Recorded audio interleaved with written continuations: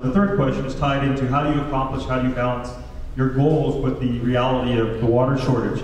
So we're going to start with Mr. Padilla. Please explain specific concrete ideas for addressing the limited water supply in the region. Well, we face a critical multi-year statewide drought. The region here in San Diego County, we get about 80% of our supply imported either from the Colorado River or from the state infrastructure. And the infrastructure is aging badly, and it's leading to waste and increased costs. I think some of the things that we can do on the local level is start with incentivizing reclamation and reuse, incentivizing new and existing businesses and residents to use different materials and fixtures that will further reduce consumption, invest a little bit in public education to make sure that people understand more how conveniently and easily they can conserve. I think we need to look at the pricing structure, working with the special districts, the water districts. Something called marginal costs, that is, the costs that are not allocated to pay for the infrastructure that brings us the water or stores it, that we sometimes pay off in our bill because it's a debt. But there's other components to the cost that we're billed for that have remained the same formula for 50 years. And it's very old-fashioned. And there's no flexibility in those marginal costs that we allocate to people to basically incentivize you to conserve. In other words, in plain English, that means if you conserve and use less, you get a better deal. If you waste more money, you get charged more. And there's a way to delineate that in addition to just straight consumption. I think as a region, we can look at alternative local sourcing. We can look at some appropriate desal. We can look at other technologies to recapture, to help take the edge off of that. And I think one of the things that we can do is support Proposition 1 on the ballot, which is going to be able to allocate, without raising taxes, $7.5 billion for expanding our storage capacity, for promoting reuse and education, for protecting our drinking water. I think it's a good compromise policy that's supported both by the business community and by the environmental community. And when those two people agree on something, you know that there's got to be something there. So I think those are a number of the things that we can do, and need to do to address the crisis that is our shortage of water. To the mayoral candidates with Ms. Salas and then Mr. Verdun. Well, first of all, I have an extensive background in water policy. My first experience in really understanding what water meant in terms of economic development was when I worked in Trade and Commerce, and knowing that companies need a reliable supply of water, otherwise they won't site in your community. Then, after I left the Chula Vista City Council in 2004, I went on to serve on the South Bay Irrigation District. While I was there, during the time I was there, we approved funding for the expansion of the Reynolds desalinization plant that's just right on the foot of 2nd Avenue and 54. And a lot of community members don't even know that that plant exists there. And what it is, it's a giant water softener that cleans up brackish water. So today, Sweetwater Authority produces 3 million gallons a day of its own water there. They're doing another expansion, so in a couple of years, they're gonna raise that capacity to 10 million gallons of water a day. Sweetwater Authority is one of the few agencies that actually produces its own water. There are less expensive and less environmentally intrusive ways that you can get more water without desal. However, desal at one point, the price point will get there where we will absolutely need to build those plants. But there's other things that we can do. I also served when I was on the city council. I served on the Metro wastewater system, so I learned about the opportunities for recycling, and we must do that. When I was a member of the assembly, the speaker, because of my work at Sweetwater, South Bay Irrigation District, named me and 11 others to serve on a water working group. So we worked for 4 years to craft a bond that was supposed to appear on the ballot in 2010 that is really a mirror of what's going on at the ballot on Prop 1, but less expensive. So we need to think about creating our own wastewater district. We have to look at the pros and cons of that to make sure that we can be sustainable in Chula Vista. And the other thing that I voted on when I was in the assembly is Daryl I forgot his name already, Daryl Steinberg's bill that would only allow development if the developer can identify a reliable source of water for that development, and I supported that. As indicated by my colleagues up here running from various offices, 85% of the water in San Diego County comes from Northern California and the Colorado River. And given current policies of the problems with the drought, this situation is unsustainable. It demands an alternative. And hats off to the city of Chula Vista for emphasizing the water reclamation and conservation.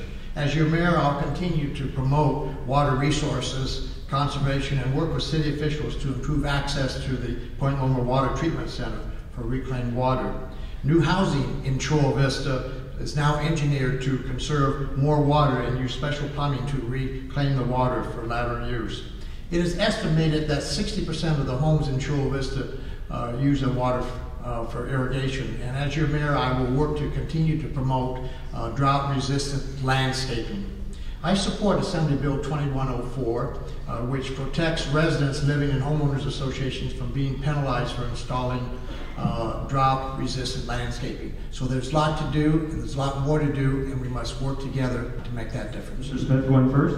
Well, it's funny that Mr. Rendon just talked about the homeowners associations and their attack against the homeowner and using drought-tolerant plants, because that's exactly what happened to my wife and I when we installed a drought-tolerant garden in our front yard. We used all succulent plants. It's something that we should encourage.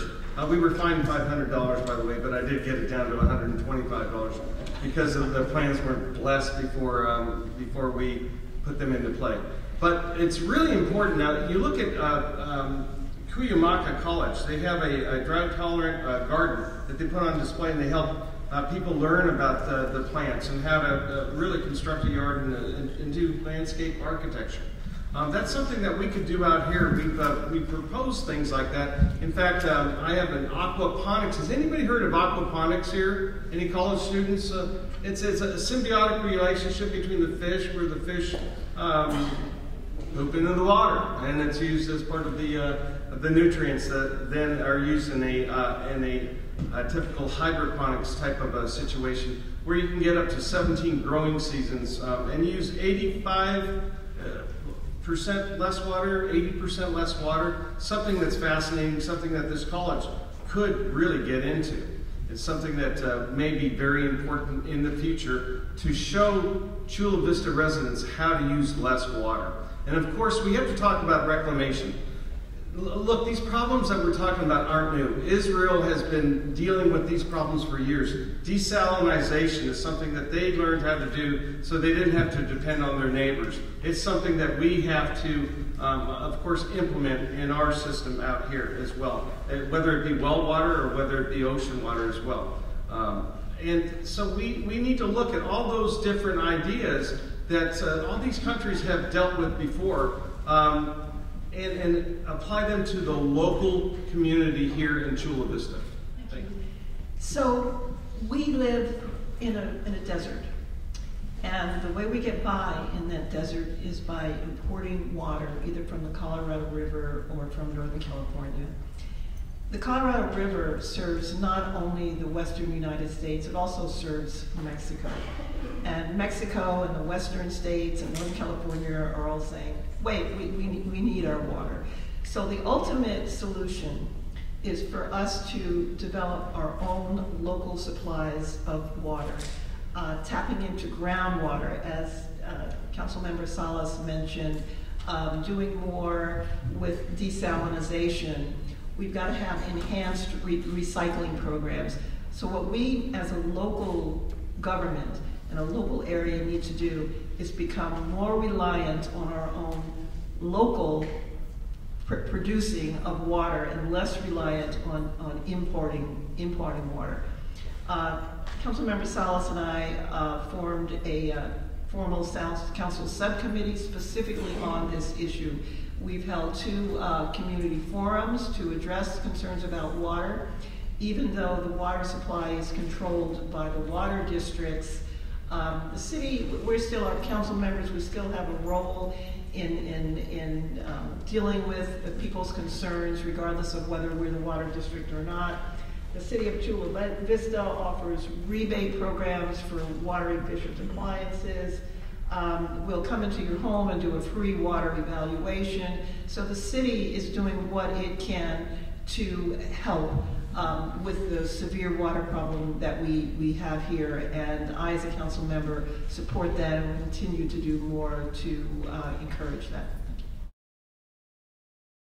Would you like to take advantage of this opportunity? Yes, what I would like to say is that the figures that Jerry quoted were actually for county-wide, the portion of the water that comes there.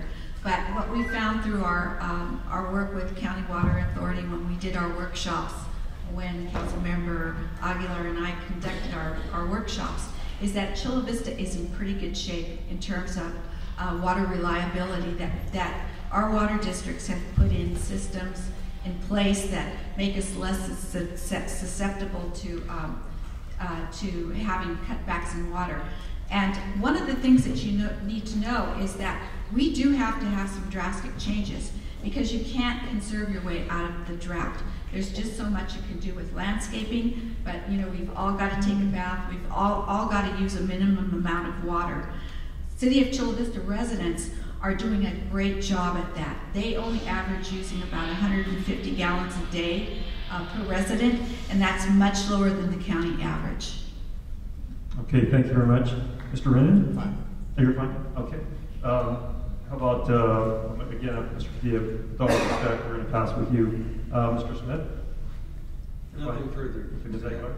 Yes, I do.